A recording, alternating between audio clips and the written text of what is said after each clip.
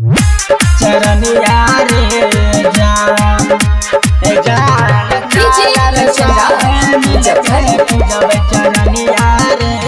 दोवट गाँव के नगरिया में निकलल नाग शिवलिंगिया रे जान।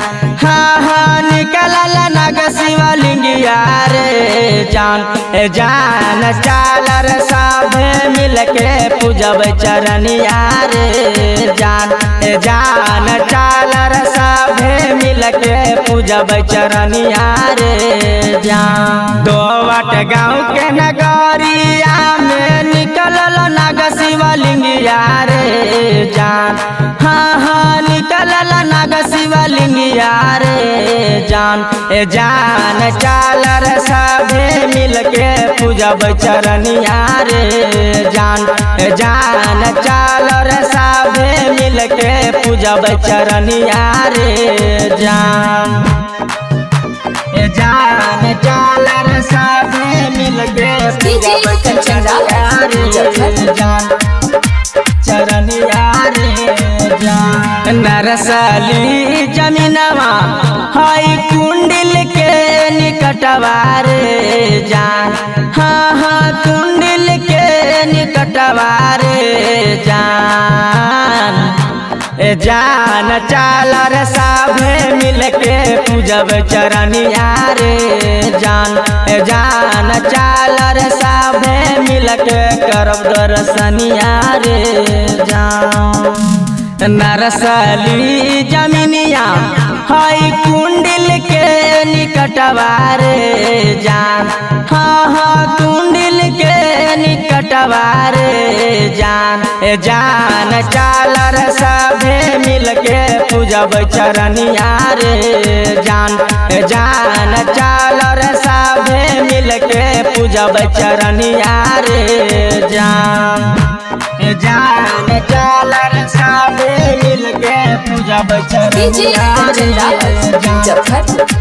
चरनिया रे जान। वही गौआ के नारी गईले घूमेल पड़ल नजरिया रे जान। हाँ हाँ करे पड़ल नजरिया रे जान।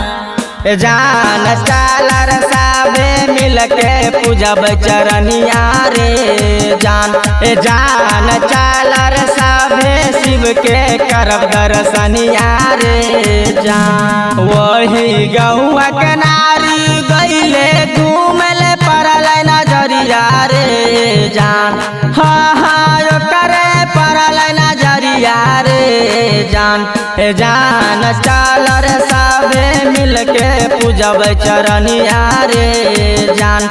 जान चालर साभे शिव के करब दर्शनिया रे जान। जान चालर साभे मिलके पूजब चरनिया रे चरनिया रे जान। साहेब यार के बिया रहे संगे में विवेकवा रे जान। हाँ हाँ संगे में विवेकवा रे जान। जान राजस बिहारी गावई भोले के भजनिया रे जान। जान राजस बिहारी पूजई शिव के चरनिया रे जान। साहेब यार के बिया रहे संगे में विवेकवा रे जान। हाँ हाँ संगे में विवेकवा रे जान। जान राजस बिहारी गावई भोले के भजनिया रे जान। जान राजस बिहारी पूजई शिव के चरनिया रे जान।